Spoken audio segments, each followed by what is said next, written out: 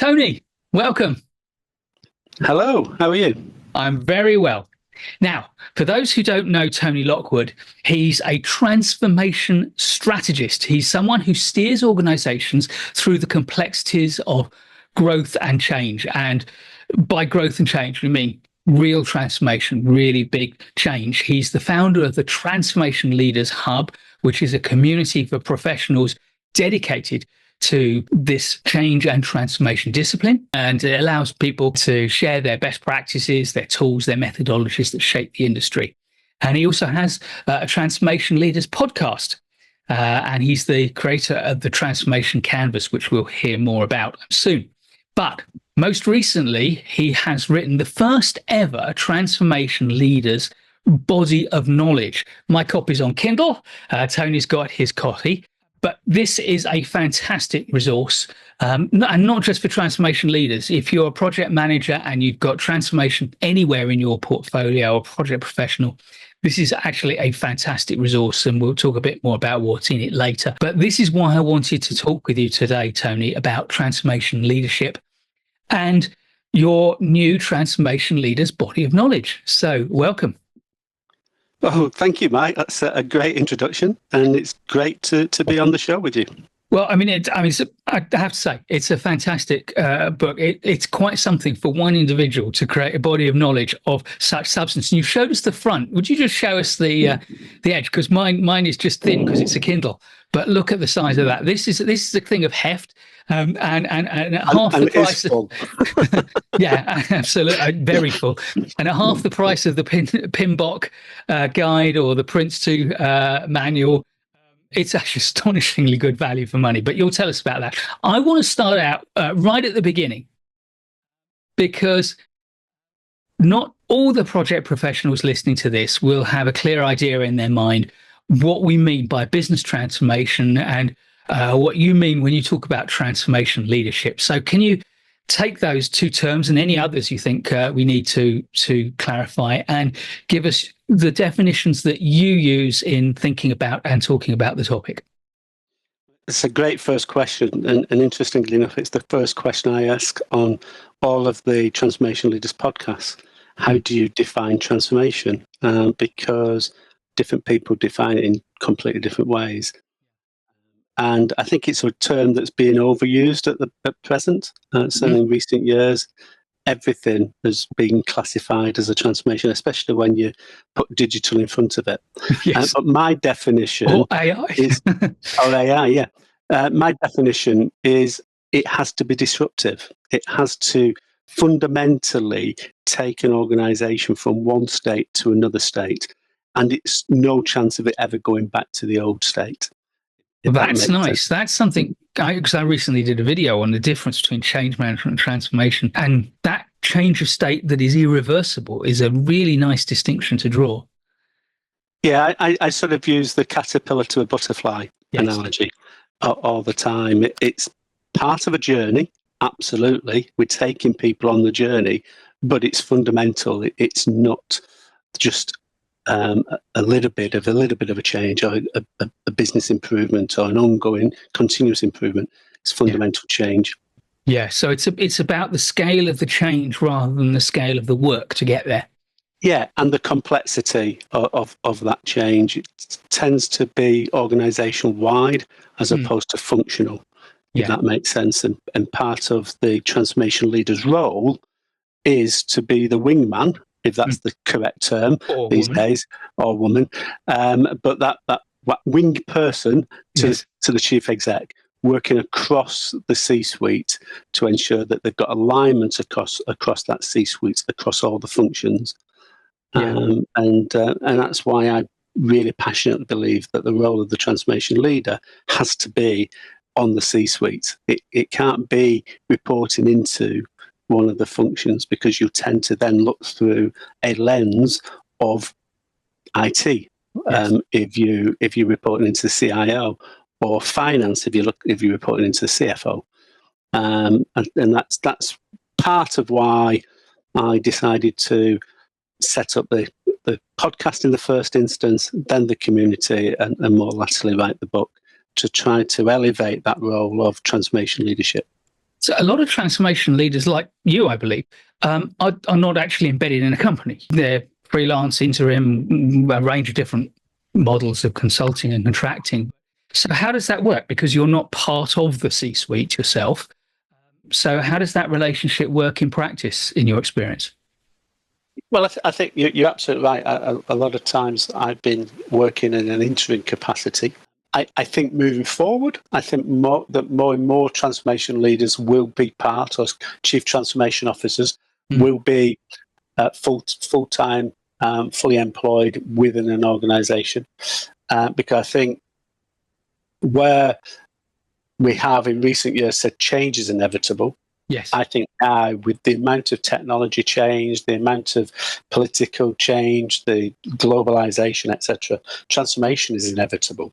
And as you're going through a transformation, the transformation leader, the chief transformation officer, needs to absolutely make sure that the jigsaw puzzle, I use the analogy a lot of using a jigsaw, the puzzle, the pieces of the puzzle are coming together, but at the same time making sure that you're keeping agility and understanding what's coming ahead to ensure that the picture that you're about to create is still relevant. Absolutely. Because the world changes as you go through that transformation. So I think that the need for that transformation leader on the C-suite is becoming even more critical as a full-time role. But coming back to your original question, I think part of an external coming in and working with the C-suite and the chief exec, the benefit of that is that you don't have any agenda. You're coming in to help that team of people get alignment to the new way of working, or the new organisation, what that should look like. And you can challenge and review without necessarily being too worried about your future career prospects. Yeah. And coming in from as a more junior member, coming in to trying to do that, there's always that risk that you don't necessarily want to upset the apple cart. So I think that's where the benefit is of bringing an external person in. But I think moving forward, then absolutely you can still get that facilitator to help.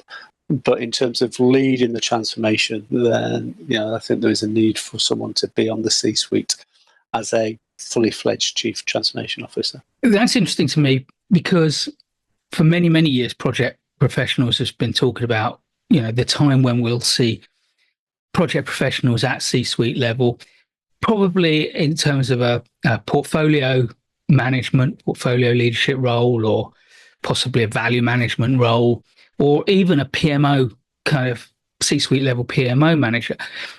Do you see these two roles as suitable for one individual, or does one work to the other, or are these two, don't want to use the word competing, because that would be, I think, the wrong relationship, but two separate roles sitting together on the C-suite, bringing different specialisms? How might those two roles interact?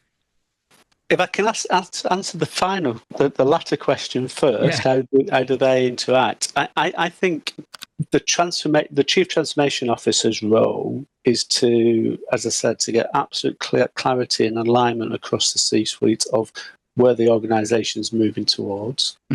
Yeah, and the way that the organisation goes on that journey will be made up from a whole raft of project programs, initiatives.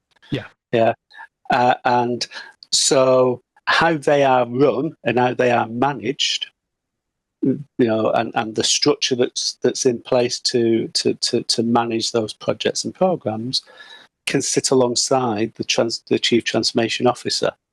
It can sit within that transformation team, but it doesn't have to do. And to some extent, there may be benefit of it being outside of that transformation remit, because they can almost hold one to account on that basis. So I think the answer to the first part of that question is, I think they both do exist and should exist. And ultimately, where they sit within the organisation is probably more as a result of the historic way that the organisation has grown, and where those that capabilities are sitting within the organisation. I don't think fundamentally you need to change the whole structure. To embed a best practice approach. I think it depends upon the organisation, the existing structures, and the existing people. So I guess it's like a lot of governance then, is what you're saying, in that we need to design it to fit the culture of the organisation, but there are some things that are valuable to make sure we design in. Yeah, I think that you raise a very interesting point around governance. Any governance, whether that's project, program, transformation, needs to a bit align itself to the overall corporate governance structure. Yeah. And the boards need to be reporting into the core corporate board, or the core corporate, as I said, the governance structure within the organisation. Now, I want to come back to that definition you gave us of transformation. And you made it very clear that transformation has a scale and a complexity that makes it irreversible.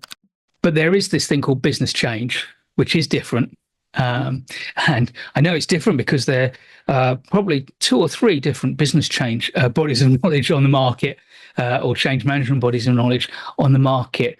So rather like we've just done with these 2 different roles, how do these change management and transformation leadership, how do they relate to one another, and how do change managers work with transformation leaders, and in your experience? Well, I think it links back to the previous answer, really.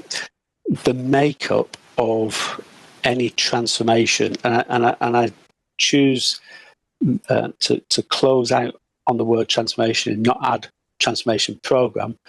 Bear in mind that I was saying earlier, it's going to be constant. So any transformation will be made up of lots of individual projects and programs, and within and as we know all too often, the success of any project is often determined by the ability to take people on that journey and manage that change.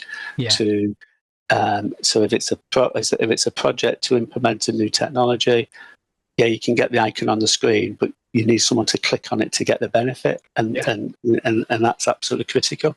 So the way I sort of see things from a transformation perspective is that as a chief transformation officer, you are creating a recipe, and within that recipe, there's a whole range of projects, there's a whole range of change, there's a whole range of business as usual type of stuff that you've got to mix in to ensure that you've got the right recipe to deliver the final meal, as it were. So it's again, I tend to work in pictures, so that analogy of a recipe, or an analogy of a jigsaw puzzle seems to make sense and seems to fit with a lot of people. So you need projects, you need programs, you need the change delivery capability and the adoption capability, because fundamentally you're taking the organisation on a journey. And a big part of any organisation are people. Yeah. It's interesting because I've often described change management and project management as 2 ends of a spectrum, not as 2 distinct things. And that we all need to be able to play across the spectrum. It's just that each of us has a position or an area on that spectrum where we feel most comfortable. But it feels to me like your description sets that spectrum within the context of a kind of broad transformation surrounding it, which kind of answers the question which I was going to ask next, which is around what is the reason why project professionals need to engage with transformation and the knowledge in your project, in your transformation leaders body of knowledge. What elements of the skill set in transformational leadership do you think are going to be the most relevant for project professionals to engage with, to get into the topic? I know I just said I don't want to use the word transformation program, but fundamentally, when you're looking at transformation, the skill sets that you have of being able to deliver a project or deliver a program are the same type of skills that you would need to deliver a transformation. I would argue that, and it's in a very, very simplistic way, the scale, from a project to a program to a transformation, it's just about scale. Yeah. But fundamentally, your ability to be clear on the scope, be clear on the outcomes that you're looking to achieve, get clarity around a process that you're going to take people from, and develop an outline plan. The ability to bring people on that journey and get alignment and identify the risks up front. So all of the core project elements are applicable at transformation level. You just tend to be talking about things that are on a bigger level, because in transformation, and probably a good time to introduce a tool that I built within the book, which is the canvas. The transformation canvas looks at 9 core pillars, and what I believe is that if an organisation's coming at transformation just through the next shiny object, you mentioned AI, and we'll do a digital transformation around AI, the recipe to fail is quite high in that respect, because you've got to almost look at it through the lens of the 9 pillars. And once you've got clarity around the 9 pillars, you then start to make up the individual projects and programs, and then you can start to deliver against it. So I think it's just a case of scale and perspective, but some of the core skills that you've got as a project manager or change manager or program manager will be required to be successful as in the transformation lead role. And you have introduced those 9, called them pillars, but I think one of the big challenges of anyone who's trying to put together a body of knowledge, whatever it's for, is to think, actually, how do I divide that knowledge up? Because anything sophisticated like transformation, the reality is that whichever piece of knowledge you have, it's got deep interconnections to all the other pieces of knowledge. So finding a neat way to break it up that both makes sense logically, but also helps people understand and doesn't introduce kind of confusion, and it also allows us to see the interconnections. That's a real challenge. And I'll put on the screen your transformation canvas, which has these 9 areas. Could you kind of give us a sense of what's in the body of knowledge by just describing these components of your knowledge framework for us, please? No, absolutely. So there's 9 pillars, as you just said, Mike, and the first 4 pillars are about creating a roadmap. So the pillar 1 is around creating that strategic vision, getting clear about that, what I call the North Star. Where are we heading towards? What are we trying to create? And getting real clarity around what that is. And then once you've got that, going through the second bit, which is how does the business model that we operate within need to be adapted to allow us to achieve that North Star. The third one is, okay, now that we've got the vision and we've got the business model and understanding how the business model needs to change, how does the operating model need to change? And then the final one to create the roadmap is what's the digital and data elements that need to change to help us to deliver that core value. So once we've got clarity around the technology, the operating model and the business model to deliver that vision, you've got a really clear roadmap of where you're going. You've got a whole raft of different initiatives that you need to deliver, which will probably spin into some programs or some projects. The next 3 elements of the canvas look at how you're going to deliver it and what do you need to consider as you're going on that journey, and who do you need to take on that journey. So the 5th pillar is stakeholders and partners. So internal stakeholders and external stakeholders, your supply chain, for instance. So if you are going to I got involved in years ago of launching of egg the first internet bank. So went from prudential banking to the first internet bank. We were changing the whole business model and the operating model and everything. So doing that, we had to work very closely with a whole new team of suppliers, technology suppliers, etc., etc. So how were we going to take the existing technology supplier on that journey through, and internal stakeholders, how we're going to manage them? The sixth area is looking at how does the culture within the organisation need to change and adapt to deliver this new North Star, this new business, and how we're going to manage the communications around that whole process. The seventh area is people. So have we got the right people with the right skills and the right knowledge and the right experience that we need for that new way of working, or that new organisation? So have we got the right people in the right place at the right time, ultimately, and how we go and manage that, and how do we need to upskill them? Do we need to bring new people in? Do we need to take some people out of the organisation? All of that element. Before you tell us about the final two, I just want to check something with you. So you described those three as how we deliver. So a lot of the project managers who have a lot of experience in project management but not in transformation will say, hang on a moment, if you're going to tell me how to deliver, you've got to build a plan. So clearly you've chosen not to include the planning stage in there. So could you explain why it's not relevant to the transformation agenda?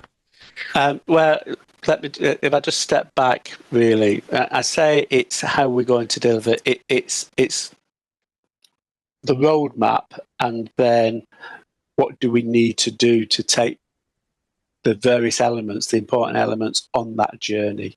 That's what I mean by it's how we're going to go on that journey, as opposed to the delivery of projects. Sitting beneath all of this will be a whole raft of projects and programs. So when we look at those people side, if we're saying we need a whole raft of new people coming in with new skills and new, how are we going to manage that? So going back to the example of egg, we needed to bring within 10 months, we needed to bring something like 250 new people through the door, train them, get them up to speed with the technology, the products, etc., etc. So that in itself was a whole program of work. And sitting within that program, there's probably about 6 or 7 individual projects, but all of which would have fed into, within my canvas, that one pillar, people. So the basic planning of how you get any of this done is really sitting at project and program level. The transformation leader sets up the environment and the constraints, and then the project leaders and the program leaders are the ones who then figure out how do we make that actually happen. Now we know what our mission is. Absolutely. Good, thank you. And then the final 2 pillars are the governance and assurance. The 8th one is the governance and assurance. So that's coming back to what we were saying earlier. How do we govern the wider transformation initiative and align that to the existing governance structure within the organisation? So we will set up a transformation office that will oversee and provide some assurance. And that's where we can then start to pull up the reports out of the individual projects, programs, portfolios, so that we can understand where the interdependencies are across all these individual projects, to ensure that ultimately that jigsaw, as all those jigsaw pieces land, they all fit together and they deliver the picture that's on the top of the box. And the final bit, I guess because governance is a big hot topic for me, and I guess this is also, you alluded earlier to the fact that these transformations are long and the world changes underneath you as you're doing it. So I imagine this is where you'll build in the kind of loops to check that the blueprint and the vision that you set out in your first kind of block of 4 things, I think you called it a roadmap. This is where you'll constantly be evaluating whether what we're doing now is still what we should be doing. Yes, exactly. Yeah, it's maintaining that agility as you go through. Yeah.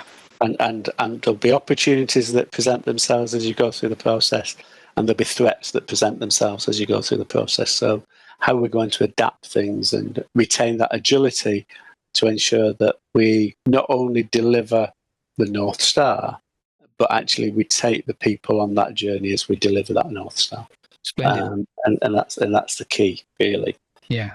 And just finishing off on the canvas, the 9th area is the financial element. So that is going from how do we fund the overall transformation, and how do we track the benefits so that they ultimately, the return on investment that we expected when we created the series of projects, programs, are actually delivered, and we create the level of return that we expected at the start of the process. Yeah. And I, having not thoroughly read, but having reviewed pretty much the whole of the body of knowledge, those 9 blocks are really just a framework that Tony has used for giving a huge amount of explanation about what each one means, and critically, I think, tools, a huge number of tools and methods and assets that transformation leaders can draw down to use as practitioners. And I think you've done a fantastic job on this. Now, I'm going to put an Amazon link to download the Transformation Leaders Body of Knowledge in the description, but you've been telling me that's not the best value for people and they shouldn't use Amazon, ideally, to buy it. So what is the best way for people to get a copy of the Transformation Leaders Body of Knowledge? And also, how can they get involved in your community? How can they connect with you and find out a little bit more about what you do and your thinking? Well, the website is the core where everything comes together, and it's the Transformation Leaders Hub. Yep, it'll be on there. So, and through that website, the transformationleadershub.com is access to the community. Yep. And that's a community of people that are global community now, the people who work in change and transformation. And although there's lots of stuff in the content in guides and help to help people go through the challenges that we all face, a big part of it is the community. It's the ability to share ideas, share concerns, share issues, and help each other. That's the benefit of the community, I think, to the people that are the members. And is it just for experienced practitioners, or is it suitable for people who want to kind of dip their toe in and start to understand the discipline? Yeah, it's for everybody. It's fair to say that a lot of people that are in it historically have been people that I sort of asked to join, and they're my peer group ultimately. So there was a lot of sort of more senior people in there initially, but as it's grown out, we've got people from all disciplines, all sectors, people from the States, Middle East, Europe, South Africa, Australia, New Zealand. So you get a good mixture of people with different cultures, primarily English speaking. We haven't done anything to put different languages in as yet, but that could be in due course. But yeah, that's the point where you can access everything. All of the podcasts, the Transformation Leaders podcast is available on all podcast apps, but we actually post all of the episodes on the website.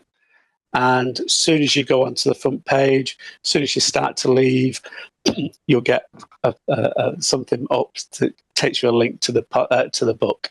So you can. That's the easiest way of getting access to the book.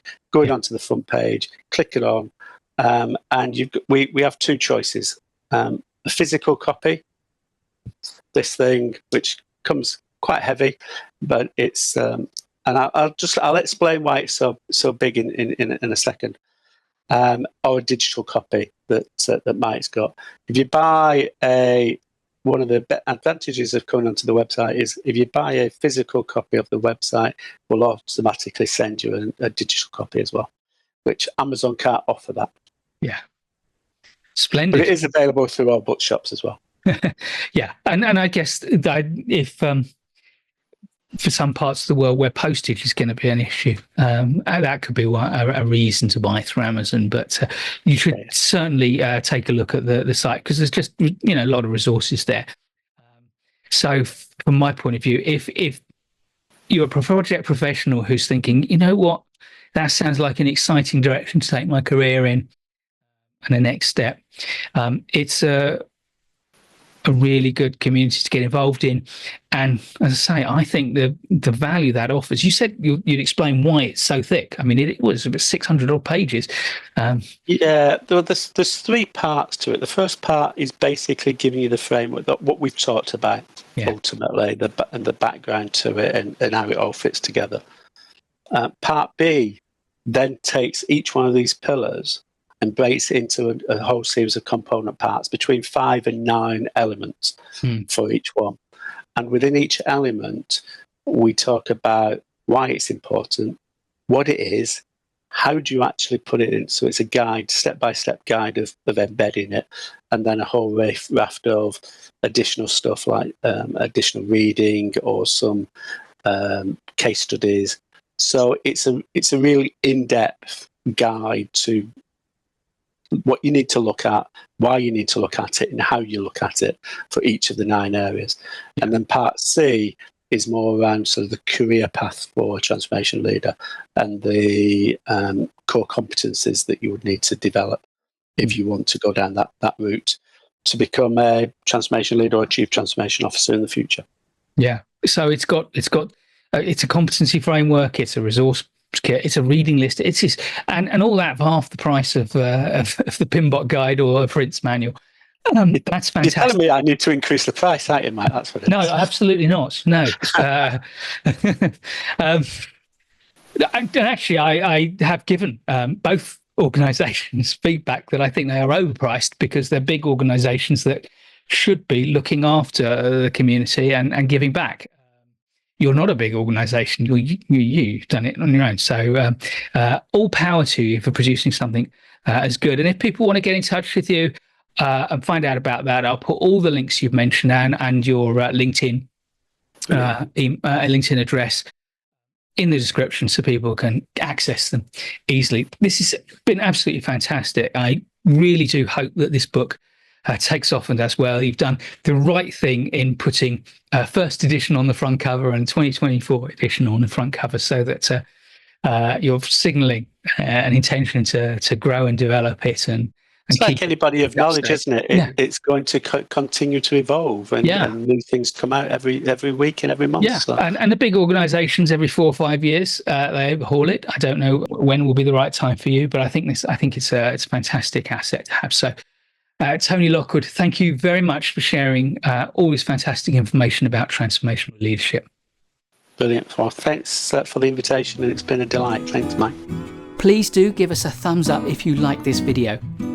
I'll be creating loads more great project management content, so please subscribe to our channel and hit the notification bell so you don't miss any of it. And I'll look forward to seeing you in the next video.